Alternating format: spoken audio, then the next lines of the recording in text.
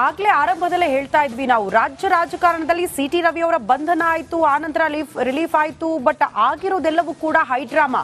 ಈ ಹೈಡ್ರಾಮಾ ಎಲ್ಲವೂ ಕೂಡ ಮುಕ್ತಾಯ ಆಯ್ತಾ ಅನ್ನುವಂತಹ ಪ್ರಶ್ನೆಗೆ ಪ್ರಹ್ಲಾದ್ ಜೋಶಿ ಅವರು ಮೇಜರ್ ಟ್ವಿಸ್ಟ್ ಕೊಟ್ಬಿಟ್ರು. ಕಾರಣ, ಮಾತನಾಡುವ ಸಂದರ್ಭದಲ್ಲೇ ಸಿಟಿ ರವಿ ಅವರ ಫೇಕ್ ಎನ್ಕೌಂಟರ್ಗೆ ಸ್ಕೆಚ್ ರೂಪುಗೊಂಡಿತ್ತು ಅನ್ನುವಂತ ಗಂಭೀರ ಆರೋಪ.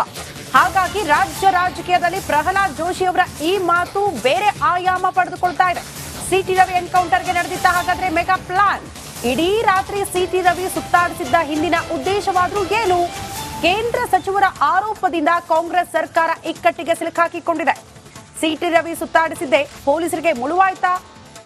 ಸಹಜವಾಗಿ ನಮಗೊಂದು ಕುತೂಹಲ ಆಯ್ತು, ಗೃಹ ಸಚಿವ ಪರಮೇಶ್ವರ್ ಅವರು ಅಟ್ಲೀಸ್ಟ್ ಈ ಬಗ್ಗೆ ಒಂದು ಕ್ಲಾರಿಟಿ ಕೊಡಬಹುದು ಅಂತ. ಬಟ್ ಕ್ಲಾರಿಟಿ ಕೊಡ್ಲೇ ಇಲ್ಲ, ಮೌನ ವಹಿಸ್ಬಿಟ್ರು.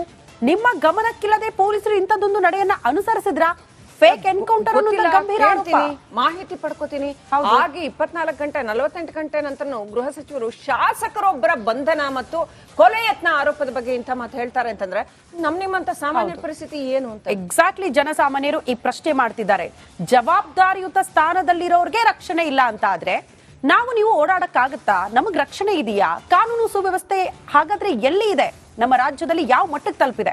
ಈ ಪ್ರಶ್ನೆ ಸಹಜವಾಗಿ ಕಾಡ್ತಾ ಇದೆ. ಒಟ್ಟಿನಲ್ಲಿ ಸಿಟಿ ರವಿ ಅವರ ಎನ್ಕೌಂಟರ್ ಮಾಡುವ ಪ್ಲಾನ್ ನಡೆದಿತ್ತು ಅನ್ನುವ ಜೋಶಿ ಅವರ ಹೇಳಿಕೆ ಹೊಸ ಸಂಚಲನವಂತೂ ಸೃಷ್ಟಿ ಮಾಡಿದೆ. ಬೆಳಗಾವಿಯಲ್ಲಿ ಶುರುವಾಗಿರುವ ಹಗ್ಗಜಗ್ಗಾಟ ರಾಜ್ಯದಲ್ಲಿ ದೊಡ್ಡ ಮಟ್ಟದ ತಲ್ಲಣ ಸೃಷ್ಟಿ ಮಾಡಿದ್ದು, ಗೃಹ ಸಚಿವರು ಮಾತ್ರ ಸೈಲೆಂಟ್ ಆಗ್ಬಿಟ್ಟಿದ್ದಾರೆ.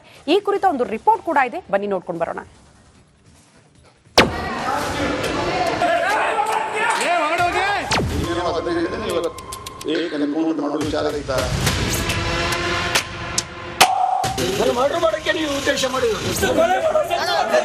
ಬೆಳಗಾವಿ ಚಳಿಗಾಲದ ಅಧಿವೇಶನದ ಕೊನೆ ದಿನ ಭಾರಿ ಹೈಡ್ರಾಮವೇ ನಡೆದಿತ್ತು.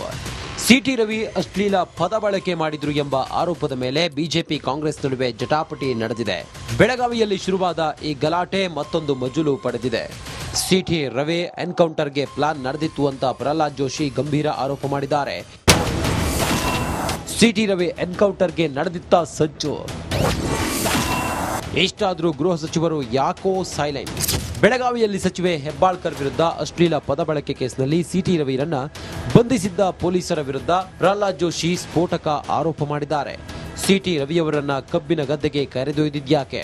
ಎನ್ಕೌಂಟರ್ ಮಾಡಲು ಕರೆದುಕೊಂಡು ಹೋಗಿದ್ರು ಅಂತ ಆರೋಪಿಸಿದ್ದಾರೆ.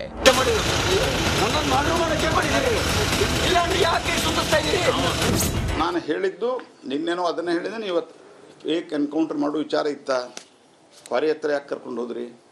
ರವಿಯವರು ಹೇಳಿದ್ದಾರೆ ಇವತ್ತು ನನ್ನ ಕೊಲ್ಲು ವಿಚಾರ ಇತ್ತು ಅವ್ರಿಗೆ ಅಂತ. ಆ ಆಧಾರದ ಮೇಲೆ ನಾನು ಹೇಳಿದ್ದೀನಿ, ಕ್ವಾರಿ ಹತ್ರ ಯಾಕೆ ಕರ್ಕೊಂಡು ಹೋದ್ರಿ? ಗದ್ದಿಗೆ, ಕಬ್ಬಿನ ಗದ್ದಿಗೆ ಯಾಕೆ ಕರ್ಕೊಂಡು ಹೋದ್ರಿ? ಇಷ್ಟೆಲ್ಲ ರಾದ್ದಾಂತ ನಡೀತಾ ಇದ್ರು ಗೃಹ ಸಚಿವ ಪರಮೇಶ್ವರ್ ಮಾತ್ರ ಸೈಲೆಂಟ್ ಆಗಿದ್ದಾರೆ. ಏನಾಯ್ತು, ಯಾಕಾಯ್ತು? ಪೊಲೀಸ್ ಇಲಾಖೆ ಮೇಲೆ ಆರೋಪಗಳಿಗೆ ಉತ್ತರವೇ ನೀಡ್ತಿಲ್ಲ. ಹೀಗಾಗಿ ಪರಮೇಶ್ವರ್ ವಿರುದ್ಧ ಪ್ರಹ್ಲಾದ್ ಜೋಶಿ ಕಿಡಿಕಾರಿದ್ದಾರೆ. ನಿಮ್ಗೆ ಇಡೀ ರಾತ್ರಿ ಸುತ್ತಾಡಿಸ್ತಾರೆ, ನಿಮ್ಗೆ ಗೊತ್ತಿಲ್ಲ ಅಂತಂದ್ರೆ ನೀವು ಯಾಕೆ ಗೃಹ ಮಂತ್ರಿ ಆಗಿದ್ದೀರಿ? ನೀವು ಆ ಜಾಗದಲ್ಲಿ ಇರಲಿಕ್ಕೆ ಅರ್ಹತೆ ಇದೆ ಅಂತ ಅನ್ನೋದು ಅವರವರೇ ಪ್ರಶ್ನೆ ಮಾಡ್ಕೋಬೇಕು. ಯಾಕಂದ್ರೆ ನಾವು ಪರಮೇಶ್ವರ್ ಒಬ್ಬರನ್ನ ಜೆಂಟಲ್ಮನ್ ಅಂತ ನಾವು ಭಾಷಿದ್ವಿ. ಬೇರೆ ಪಾರ್ಟಿಯೊಳಗಿದ್ದವ್ರನ್ನೆಲ್ಲರನ್ನೂ ದ್ವೇಷ ಮಾಡುವಂಥ ಪ್ರವೃತ್ತಿ ನಂದಲ್ಲ. I think he is a gentleman. ತನಗೆ ಯಾವುದೇ ವಿಚಾರ ಗೊತ್ತಿಲ್ಲ ಅಂತಿರೋ ಗೃಹ ಸಚಿವ ಪರಮೇಶ್ವರ್ ಸರ್ಕಾರದ ಪರವಾಗಿ ಉತ್ತರ ಕೊಡ್ತಾರಾ ಅಥವಾ ಮೌನ ಮುರಿದು ಪ್ರಕರಣದ ಬಗ್ಗೆ ಉತ್ತರ ಕೊಡ್ತಾರಾ ನೋಡಬೇಕಿದೆ. ಚಂದ್ರು, ರಿಪಬ್ಲಿಕ್ ಕನ್ನಡ, ಬೆಂಗಳೂರು.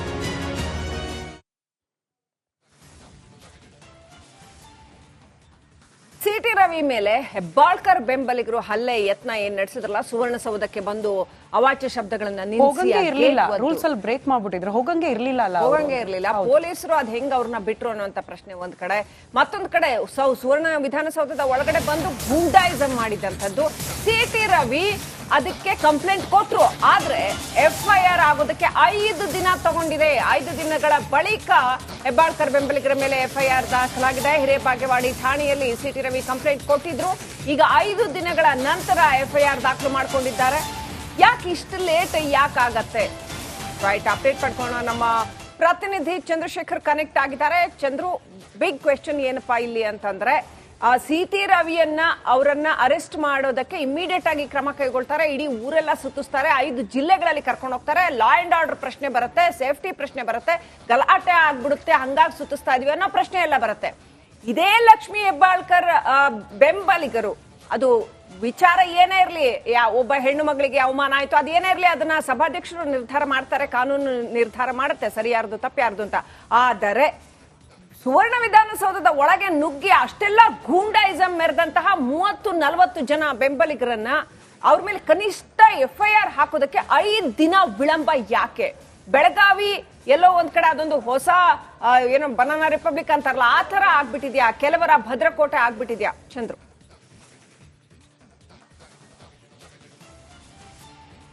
ಶ್ರೀಲಕ್ಷ್ಮಿ, ಖಂಡಿತವಾಗ್ಲು ಈ ಒಂದು ವಿಚಾರವನ್ನ ನಾವು ನೋಡ್ತಾ ಹೋಗ್ಬೋದು.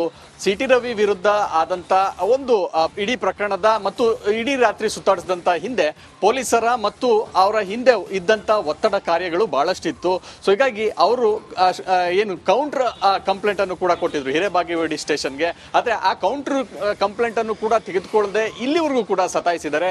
ಅದರಲ್ಲೂ ಭಾರತೀಯ ನ್ಯಾಯ ಸಂಹಿತೆ ಅಂದ್ರೆ BNS ಹೊಸದಾಗಿ ಯಾವ ಒಂದು ಕಾನೂನು ಇದೆ, ಆ ಕಾನೂನಿನ ಪ್ರಕಾರ ಈಗಾಗಲೇ ಅವರು 5 ಒಂದು ಸೆಕ್ಷನ್ ಗಳನ್ನ ದಾಖಲಿಸಿಕೊಂಡಿರ್ತಕ್ಕಂಥದ್ದು. ಸೊ ಇಲ್ಲೊಂದು ಕಡೆ ಒಂದು ಸೂಕ್ಷ್ಮವಾಗಿ ಗಮನಿಸಬಹುದು, ಬಹಳ ಪೊಲಿಟಿಕಲ್ ಪ್ರೆಷರ್ ಇದೆ ಅನ್ನುವಂಥದ್ದು ಬಹಳ ಸ್ಪಷ್ಟವಾಗಿದೆ. ಸೊ ಯಾಕಂತಂದ್ರೆ ಪೊಲಿಟಿಕಲ್ ಪ್ರೆಷರ್ ಇದ್ದಾಗ ಪೊಲೀಸರು ಅನಿವಾರ್ಯವಾಗಿ ಕೇಳಲೇಬೇಕು. ಅದರಲ್ಲೂ CT ರವಿ ಒಬ್ರು ಶಾಸಕರಾಗಿದ್ರು, ಮಾಜಿ ಸಚಿವರಾಗಿದ್ರು ಕೂಡ ಅವ್ರಿಗೆ ಇಷ್ಟು ಒಂದು ರೀತಿ ಪ್ರೆಷರ್ ಅನ್ನ ಮಾಡಿ ಇಡೀ ರಾತ್ರಿ ಸುತ್ತಿಸುವಂತ ಕೆಲಸವನ್ನ ಮಾಡಿದ್ದಾರೆ. ಒಬ್ಬ ಜನಸಾಮಾನ್ಯನಿಗೆ ಈ ರೀತಿ ಆಗಿದ್ರೆ ಯಾವ ರೀತಿ ನಡೆದುಕೊಳ್ತಾ ಇದ್ರು ಅನ್ನೋಂಥದ್ದು ಒಂದು ಪ್ರಶ್ನೆ. ಮತ್ತೊಂದು ಕಡೆ ಈಗ ಹಿರೇಬಾಗೇವಾಡಿ ಪೊಲೀಸ್ ಸ್ಟೇಷನ್ ಅಲ್ಲಿ ಕೌಂಟರ್ ಕಂಪ್ಲೇಂಟ್ ಅಂದ್ರೆ ಸುವರ್ಣಸೌಧದಲ್ಲಿ ಯಾವ ರೀತಿಯಾದಂತಹ ಹಲ್ಲೆ ಮಾಡ್ಲಿಕ್ಕೆ ಮುಂದಾದ್ರು, ಅದರಲ್ಲೂ ಲಕ್ಷ್ಮೀ ಹೆಬ್ಬಾಳ್ಕರ್ ಅವರ PA ನೇರವಾಗಿ ಅವರ ಮೇಲೆ ಹಲ್ಲೆಗೆ ಮಾಡುವಂತದ್ದು. ಜೊತೆಲಿ ಅವರ ಬೆಂಬಲಿಗರು, ಲಕ್ಷ್ಮೀ ಹೆಬ್ಬಾಳ್ಕರ್ ಅವರ ಬೆಂಬಲಿಗರು ಏನಿದ್ದಾರೆ ಅವರು ಕೂಡ ಬಂದು CT ರವಿ ಮೇಲೆ ಹಲ್ಲೆಯನ್ನು ಮಾಡ್ಲಿಕ್ಕೆ ಮುಂದಾದ್ರು. ಅವರೆಲ್ಲರನ್ನು ವಶಕ್ಕೆ ಪಡೆದುಕೊಂಡೋಗಿ ಸುವರ್ಣಸೌಧದಿಂದ ಹೊರಗೆ ಬಿಡುವಂತ ಕೆಲಸವನ್ನು ಮಾತ್ರ ಪೊಲೀಸರು ಮಾಡಿದ್ರು. ಇದೆಲ್ಲ ಒಂದು ಕಡೆ ಬಹಳ ಗಂಭೀರವಾದಂತಹ ವಿಚಾರಕ್ಕೆ ಜೊತೆಯಲ್ಲಿ ಬಿಜೆಪಿಯಿಂದಲೂ ಕೂಡ ಬಹಳಷ್ಟು ದೊಡ್ಡ ವಿರೋಧವನ್ನು ವ್ಯಕ್ತಪಡಿಸಿದ್ರು. ಈಗ ಅನಿವಾರ್ಯವಾಗಿ ಅಂದ್ರೆ ಕೌಂಟರ್ ಕಂಪ್ಲೇಂಟ್ ಅನ್ನ ಕೊಟ್ಟರು ಕೂಡ ಈವರೆಗೂ ದಾಖಲಿಸಿಕೊಂಡಿಲ್ಲ ಅನ್ನುವಂತ ಹೇಳಿಕೆ ಏನಿದೆ. ಜೊತೆಯಲ್ಲಿ ಕೇಂದ್ರದ ನಾಯಕರು ಕೂಡ ರಾಜ್ಯಕ್ಕೆ ಎಂಟ್ರಿ ಕೊಟ್ಟು ಈ ಎಲ್ಲ ವಿಚಾರಗಳನ್ನ ಚರ್ಚೆ ಮಾಡಲಿಕ್ಕೆ ಶುರುವಾದ್ರು. ಈಗ ಈ ಎಲ್ಲ ಅಂಶಗಳನ್ನ ಪರಿಗಣಿಸಿ ಈಗ ತಡವಾಗಿ 5 ದಿನದ ಬಳಿಕ 5 ಸೆಕ್ಷನ್ ಅನ್ನ ಹಾಕಿದ್ದಾರೆ. 189 ಸಬ್ ಕ್ಲಾಸ್ 2 ಮತ್ತು 190, 191 ಸಬ್ ಕ್ಲಾಸ್ 2 ಮತ್ತೆ ಬೇರೆ ಬೇರೆ ರೀತಿಯಾದಂತಹ ಪ್ರಕರಣಗಳನ್ನು ಹಾಕಿದ್ದಾರೆ. ಇದರ ಪ್ರಕಾರ ಯಾವ ವ್ಯಕ್ತಿ ಯಾವ ಶಾಸಕನ ಮೇಲೆ ಅಥವಾ ಅಧಿವೇಶನ ನಡೆಯುವಂತ ಸಂದರ್ಭದಲ್ಲಿ ಅಥವಾ ಒಂದು ಸಮಾವೇಶ ನಡೆಯುವಂತ ಸಂದರ್ಭದಲ್ಲಿ ಯಾವ ವ್ಯಕ್ತಿಗೆ ಯಾವುದೇ ರೀತಿಯಾದಂತ ಅಥವಾ ಜವಾಬ್ದಾರಿಯುತ ಸ್ಥಾನದಲ್ಲಿರ್ತಕ್ಕಂಥ ವ್ಯಕ್ತಿಗೆ ಹಲ್ಲೆಯನ್ನು ಮಾಡಲಿಕ್ಕೆ ಮುಂದಾದ್ರೆ ಆ ಒಂದು ಅಂಶದ ಪ್ರಕಾರ 6 ತಿಂಗಳಿಂದ 5 ವರ್ಷಗಳ ಕಾಲ ಆತನನ್ನ ಶಿಕ್ಷಿಸುವಂತ ಮತ್ತು ಬೇರೆ ರೀತಿಯಾದಂತ ಅಂದ್ರೆ ದಂಡವನ್ನ ಹಾಕುವಂತ ಮತ್ತು ಬೇರೆ ಬೇರೆ ರೀತಿಯಾದ ಹಂತದಲ್ಲಿ ಆತನನ್ನ ಶಿಕ್ಷಿಸುವಂತ ಒಂದು ಕಾನೂನು ಆಗಿರ್ತಕ್ಕಂಥದ್ದು.